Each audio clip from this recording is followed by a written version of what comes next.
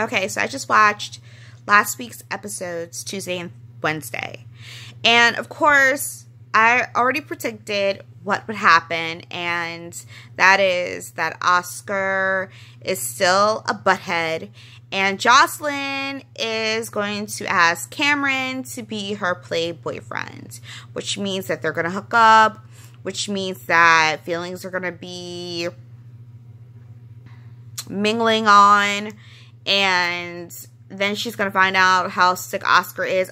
You know what? It can go so many different ways. This is just wrong. 100%.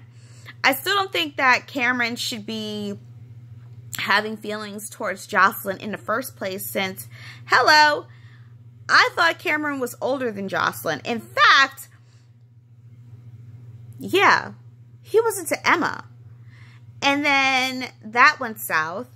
So I'm a little confused because this whole them aging these kids, and it's like you're erasing history, and I don't like it. And I don't think that it should be this traumatic. I think that Jocelyn should know about Oscar's failing health. She should just be by his side, let them have sex, and then let her get pregnant and have a teenage pregnancy. What's wrong with that? Then she could do a little stint on MTV, and she can do 16 and Pregnant, and then have a spinoff on Teen Mom 3, and then her life will be made.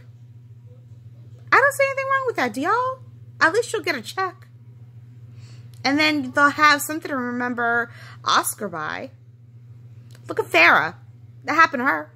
I mean, she wasn't popular until the show, but I mean, listen, either way, I'm just not feeling this whole storyline.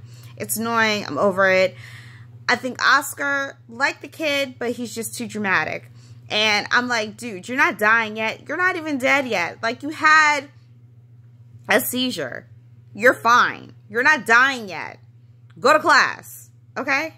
There are worse things. Like, there could be another earthquake that nobody dies from. There could be a tsunami, another train collision. You name it, it's been done. And guess what? Because the way the writers are writing, it's going to happen again. Okay? The biggest disappointment was that stupid earthquake that nobody died. I don't understand. And then you have Jason and Sam. Sam over here saying how she feels about Jason. Admitting.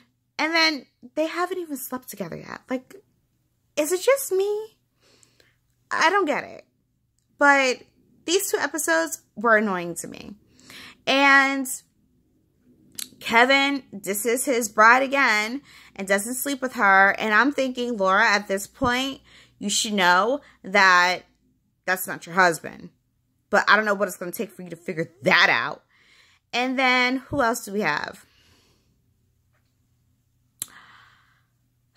Nina. I don't even think she should have a child. I don't know why they wrote this in. Like, I don't know why they wrote this in. Because her whole character has been centered around her not being able to have a child, wanting a child, and now all of a sudden, 20 years later, boom, she does have a child. Y'all missed me with that one. She doesn't need a child. She doesn't need a child. A grown adult, the story doesn't make sense. It goes against everything we've known about Nina. I like the fact that Nina never had a child. Okay? Some of the characters, if you build them around a certain thing, then leave them there. Okay? You ruined Elizabeth. Just stop. Stop.